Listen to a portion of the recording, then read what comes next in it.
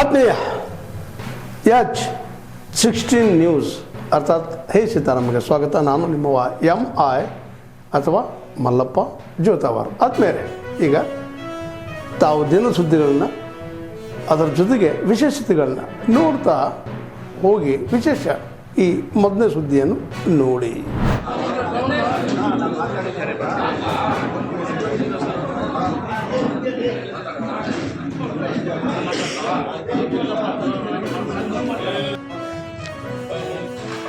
ಮಾದರಿ ಮಿಡ್ಲ್ ಸ್ಕೂಲಿನಿಂದ ಪ್ರಾರಂಭ ಮಾಡಿ ಬಂಗಾರಪೇಟೆಯ ಮುಖ್ಯ ಬೀದಿಗಳಲ್ಲಿ ಮೆರವಣಿಗೆ ಮೂಲಕವಾಗಿ ಇಡೀ ತಾಲೂಕಿನ ಅಂದರೆ ವಿಧಾನಸಭಾ ಕ್ಷೇತ್ರದ ಪೂರ್ತಿ ವ್ಯಾಪ್ತಿಯಂತೆ ಎಲ್ಲ ಹಳ್ಳಿಗಳಿಂದ ಕೂಡ ನಮ್ಮ ಸಮಾಜದ ಯುವಕರು, ಮುಖಂಡರು ಮತ್ತು ನಮ್ಮ ಮಹಿಳೆಯರು ಕೂಡ ಸೇರಿ ಭಾಳ ಅದ್ಧೂರಿಯಾಗಿ ಸಡಗರ ಸಂಭ್ರಮಗಳನ್ನು ನಾವು ಆಚರಣೆ ಮಾಡಬೇಕು, ಸಬ್ಜೆಕ್ಟ್ ಮೆರವಣಿಗೆ ಮಾಡಬೇಕು ಅಂತಕ್ಕಂಥ ತೀರ್ಮಾನವನ್ನು ತೆಗೆದುಕೊಂಡು ಇವತ್ತು ನಾವೆಲ್ಲ ಕೂಡ ಇವತ್ತು ಪತ್ರಿಕಾ ಹೇಳಿಕೆಯನ್ನು ಕೊಡ್ತಾ ಇದ್ದೇವೆ. ನಾವೆಲ್ಲ ಕೂಡ ತಾಲೂಕಿನ ಸಮಸ್ತ ನಾಗರಿಕರು ನಮಗೆ ಸಹಕಾರವನ್ನು ನೀಡಬೇಕು. ಎಲ್ಲ ಸಮಾಜದ ಮುಖಂಡರು ಕೂಡ ಆ ಒಂದು ಸಮಾರಂಭಕ್ಕೆ ಬಂದು ನಮ್ಮ ಒಂದು ಕಾರ್ಯಕ್ರಮವನ್ನು ಯಶಸ್ವಿಗೊಳಿಸಿ ಶ್ರೀ ರೇಣುಕಾ ಯಲ್ಲಮ್ಮ ತಾಯಿಯ ಒಂದು ಕೃಪೆಗೆ ಪಾತ್ರರಾಗಬೇಕಾಗಿ ತಮ್ಮೆಲ್ಲರೂ ಕೂಡ ನಾನು ತಾಲೂಕಿನ ಸಮಸ್ತ ಜನರಲ್ಲಿ ಮನವಿ ಮಾಡ್ತಾ ನನ್ನ ಮಾತನ್ನು ಮುಗಿಸ್ತೇನೆ. ಮಾಡಿದೆ ಅನ್ನೋಂಥ ಮಾತನ್ನು ಹಿಂಗೆ ಹೇಳಿ ದಿನ ದಾಡಿಸಿ ಇದನ್ನು ಸಣ್ಣ ಮತ್ತು ಅತಿ ಸಣ್ಣ ರೈತರಿಗೆ ಯಾವುದೇ ಕಾರಣಕ್ಕೂ ಈ ರೇಟನ್ನು ಸಿಗೋದಿಲ್ಲ.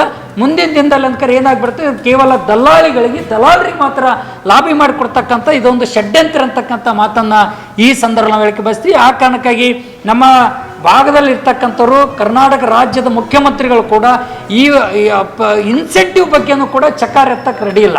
ರಾಜ್ಯ ಸರ್ಕಾರ 1 ಕ್ವಿಂಟಲ್ ತೊಗರಿಗೆ 1,000 ರೂಪಾಯಿ ಇನ್ಸೆಂಟಿವ್ ಕೊಡಬೇಕು ಅಂತಕ್ಕಂಥ ಮಾತನ್ನು ಕೂಡ ಈ ಸಂದರ್ಭದಲ್ಲಿ ಒತ್ತಾಯ ಮಾಡ್ತಿದ್ವಿ. ಹಲವಾರು ಬಾರಿ ಒತ್ತಾಯ ಮಾಡ್ತಾ ಬಂದೀವಿ. ಅದರ ಬಗ್ಗೆ ಟೋಟಲಿ ಯಾರು ಕೂಡ ಧ್ವನಿ ಎತ್ತಲಾರಂಥ ಪರಿಸ್ಥಿತಿ ಇದೆ. ನಾವು ಕೇಳಕ್ಕೆ ಬಯಸ್ತೀವಿ, ನಮ್ಮ ಜಿಲ್ಲೆ ಉಸ್ತುವಾರಿ ನಮ್ಮ ಜಿಲ್ಲೆಯ ಮಂತ್ರಿಗಳು ಇಬ್ಬರಿದ್ದಾರೆ. ಒಂದು ಶರಣ್ ಪ್ರಕಾಶ್ ಪಾಟೀಲ್, 2 ಪ್ರಿಯಾಂಕಾ ಖರ್ಗೆಜಿಯವರು. ನಾವು ಹೇಳಕ್ಕೆ ಬಯಸ್ತೀವಿ, ನಿಮಗೆ ತೊಗರಿ ಬೆಳೆಗಾರರ ಬಗ್ಗೆ ಏನಾದರೂ ಕಾಳಜಿ ಕಕ್ಕಲತ್ತಿ ಇತ್ತು ಅಂತಂದರೆ ಈ ತೊಗರಿ ಬ್ಯಾಳಿ, ಕರಿಬೇಳಿ, ಉಳ್ಬೇಳಿ ನೀವು ಉಣ್ತಿದ್ರಿ ಅಂತಂದರೆ ಈ ನಾಳೆ ಏನು ನೀವು ವಿಶೇಷ ಅಧಿವೇಶನ ಅಂತಕ್ಕಂಥ ಒಂದು ಪ್ರಾರಂಭನ ಮಾಡಿ ತಗೊಂಡಿದ್ರಿ. ಆ ವಿಶೇಷ ಅಧಿವೇಶನದಲ್ಲಿ ನಿಮಗೆ ಬೇಕಾಗಿರ್ತಕ್ಕಂಥದ್ದು ಅಷ್ಟೇ ಚರ್ಚೆಗೆ ತಗೊಂಡು ನಮ್ಮ ತೊಗರಿ ಬೆಳೆಗಾರರನ್ನ ಕಡೆಗಣಿಸ್ತಕ್ಕಂಥದ್ದು ಇದನ್ನು ನಾವು ಖಂಡಿಸ್ತೀವಿ. ಈ ವಿಷಯನ ತಗೊಳ್ಬೇಕು ಅಂತಕ್ಕಂಥ ಮಾತನ್ನು ಒತ್ತಾಯನ ಮಾಡ್ತಾ ಇದ್ದೀವಿ ಅನ್ನೋಂಥ ಮಾತನ್ನು ಈ ಸಂದರ್ಭದಲ್ಲಿ ಬಯಸ್ತೀವಿ.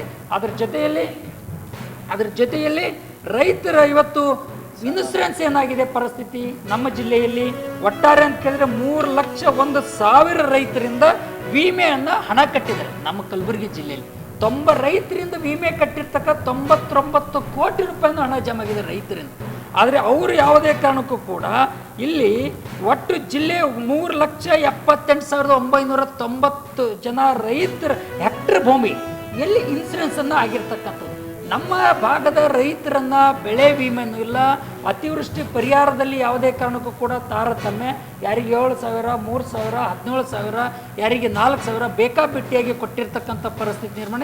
ಇವೆಲ್ಲ ನಿವಾರಣೆ ಮಾಡೋದ್ರ ಬಗ್ಗೆ ಸರ್ಕಾರನ ಮುತುವರ್ಜಿ ವಹಿಸಬೇಕು ಅಂತೇಳಿ ಒತ್ತಾಯಿಸಿ, ಮತ್ತು ಕಲಬುರಗಿ ಜಿಲ್ಲೆಯಲ್ಲಿ ಏಪ್ರಿಲ್ದಿಂದ ಇಲ್ಲಿ ನವೆಂಬರ್ವರೆಗೂ 47 ಜನ ರೈತರು ಇವತ್ತು ಪತ್ರಿಕಾಗೋಷ್ಠಿ ಮಾಡ್ತಿರೋ ಉದ್ದೇಶ ಏನಂದರೆ, ಇಡೀ ಏನು ನಮ್ಮ ಕಲಬುರಗಿ ಜಿಲ್ಲೆಯಲ್ಲಿ ಏನು ಸಿಮೆಂಟ್ ಕಾರ್ಖಾನೆಗಳು ಮತ್ತು ಶುಗರ್ ಫ್ಯಾಕ್ಟ್ರಿಗಳು ಎಷ್ಟೋ ಕಾರ್ಖಾನೆಗಳು ಇದ್ದರೂ ಕೂಡ ಅಲ್ಲಿ ಕೆಲಸ ಮಾಡ್ತಕ್ಕಿರ್ತಕ್ಕಂಥ ಕಾರ್ಮಿಕರಿಗೆ ಯಾವುದೇ ಥರದ ಸೌಲಭ್ಯಗಳಾಗಲಿ, ಯಾವುದೇ ಅನುಕೂಲಗಳಾಗಲಿ ಈ ಕಾರ್ಮಿಕ ಮತ್ತು ಈ ಕಾರ್ಖಾನೆಯವರಾಗಲಿ ಅಥವಾ ಕಾರ್ಮಿಕ ಇಲಾಖೆಯವರಾಗಲಿ ಇನ್ನೂ ಒದಗಿಸ್ತಾ ಇಲ್ಲ.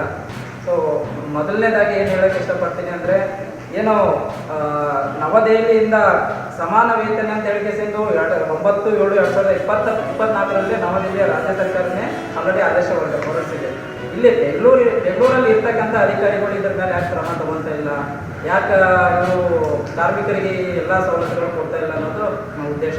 ನಾನು ಮಾಧ್ಯಮ ಮಿತ್ರರಲ್ಲಿ ಒಂದು ಮನವಿ ಮಾಡ್ಕೊಳ್ಳೋದೇನೆಂದರೆ, ನೀವು ಇವರಿಗೆ ಕ್ವಶನ್ ಮಾಡುವಂಥ ಕೆಲಸಗಳು ಮಾಡಬೇಕು. ಹಾಗೆ ಆ ಸಂಬಂಧಪಟ್ಟ ಅಧಿಕಾರಿಗಳ ನಂಬರ್ ಕೂಡ ನಾವು ಕೊಡ್ತೀವಿ. ದಯವಿಟ್ಟು ಇದ್ರ ಬಗ್ಗೆ ತಾವು ಕೂಡ ಅವ್ರಿಗೆ ಕ್ವಶನ್ ತಾವು ಕೂಡ ಇದು ಮಾಡಿದ್ರೆ ಇನ್ನೂ ಸ್ವಲ್ಪ ನಮಗೆ ಅನುಕೂಲ ಆಗುತ್ತೆ, ಶಕ್ತಿ ಸಿಗುತ್ತೆ ಅಂತ ತಮ್ಮಲ್ಲಿ ಒಂದು ಮನವಿ ಮಾಡ್ಕೊತಾ ಇದ್ದೀನಿ.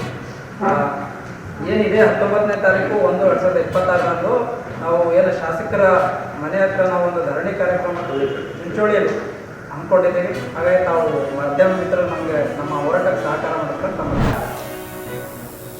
ಒಂದು ಸ್ಲೋಗನ್ ಇಟ್ಕೊಂಡು ಇವತ್ತು ರಾಜ್ಯದಲ್ಲಿ ಏನಾದರೂ ಒಳ್ಳೆಯದು ಮಾಡ್ತಾನೆ ಅಂತಕ್ಕಂಥದ್ದು ಇವತ್ತು ಆಸೆ ಇಟ್ಕೊಂಡಿದ್ರು. 2013ರಲ್ಲಿ ಬಂದಂಥ ಮುಖ್ಯಮಂತ್ರಿ ಸಿದ್ದರಾಮಯ್ಯನವರು 5 ವರ್ಷ ಮುಗಿಸಿದರು. ಅದಾದ ನಂತರ 2023 ಇಲ್ಲಿವರೆಗೆ ಬಂದಾರೆ. ಇವತ್ತು ದಿವಂಗತ ಡಿ ದೇವರಾಜರು 7 ವರ್ಷ 239 ದಿನಗಳವರು ಅಧಿಕಾರವನ್ನು ಮಾಡಿದ್ದು. ಇವತ್ತು ಸಿದ್ದರಾಮಯ್ಯ ಹೇಳ್ತಾ ಇದ್ದಾರೆ, ನಾನು ದೇವರಾಜ ಅರಸೋರ್ಗಿಂತ ಹೆಚ್ಚಿನ ಅವಧಿ ಮಾಡ್ತಾ ಇದ್ದೀನಿ, 7 ವರ್ಷ 40 ದಿನ ಮೇಲ್ಪಟ್ಟು ಇವತ್ತು ನಾವು ಮಾಡ್ತೀವಿ ಅಂತಕ್ಕಂಥದ್ದು ಜಂಬ ಕೊಚ್ಕೋತಾ ಇದ್ದಾರೆ. ಇವತ್ತು ನಾವು ಹೇಳೋದಿಷ್ಟೇ, ವರ್ಷ ಮತ್ತು ದಿನಗಳು ಮುಖ್ಯ ಇಲ್ಲ, ನಿಮ್ಮ ಅವಧಿಯಲ್ಲಿ ಏನನ್ನು ಮಾಡಿದ್ರಿ ಅಂತಕ್ಕಂಥದ್ದು ಭಾಳ ಮುಖ್ಯ ಇದೆ. ಅದಕ್ಕೆ ಇವತ್ತು ಸಿದ್ದರಾಮಯ್ಯನವರೇ, ನೀವು ಮುಖ್ಯಮಂತ್ರಿ ಆದ ನಂತರ ಈ ಹಿಂದುಳಿದ ವರ್ಗದವರಿಗೆ, ದಲಿತರಿಗಾಗಲಿ ಅಲ್ಪಸಂಖ್ಯಾತರಿಗಾಗಲಿ ನೀವು ಕೊಟ್ಟಂಥ ಕೊಡುಗೆ ಏನಂತಕ್ಕಂಥ ನಮ್ಮ ಪ್ರಶ್ನೆ ಅವರಿಗಿದೆ. ಮತ್ತು ದೇವರಾಜ ಅರಸು ಅವ್ರದ್ದು ನೋಡಿರಿ, ಇವತ್ತು ಯೋಜನೆಗಳು ಸಾಕಷ್ಟು ನಾವು ಕೊಟ್ಟಿದ್ದೇವೆ. ಉದಾಹರಣೆವಾಗಿ 10 ಯೋಜನೆಗಳು ಅವ್ರಿಗೆ ಎಷ್ಟೇ ತೊಂದರೆ ಬಂತು, ಎಷ್ಟೇ ತ್ರಾಸಾದ್ರೂ ಕೂಡ ಯಾರಿಗೆ ಧ್ವನಿ ಇಲ್ಲ, ಯಾರಿಗೆ ಕಿವಿ ಇಲ್ಲ, ರಾಜಕೀಯವಾಗಿ ಅವರು ಮಾತಾಡ್ತಕ್ಕಂಥ ಧೈರ್ಯನೇ ಇರಲಿಲ್ಲ.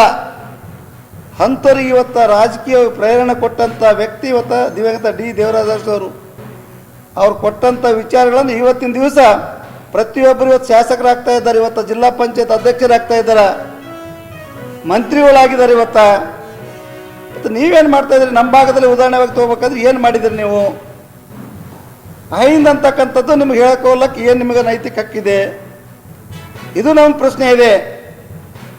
ಇವತ್ತಿಷ್ಟು ರಾಜ್ಯದಲ್ಲಿ ಇಷ್ಟು ಮಹಿಳೆಯರ ಮೇಲೆ ಅತ್ಯಾಚಾರ ಆಗ್ತಕ್ಕಂಥದ್ದು, ದರೋಡೆ ಆಗ್ತಕ್ಕಂಥದ್ದು. ತಾವೆಲ್ಲ ಇಲ್ಲಿವರೆಗೆ ಸುದ್ದಿಗಳನ್ನು ನೋಡಿದಿರಿ, ಜೊತೆಗೆ ವಿಶೇಷ ಘಟನೆಗಳನ್ನು ಸಹ ನೋಡಿದಿರಿ.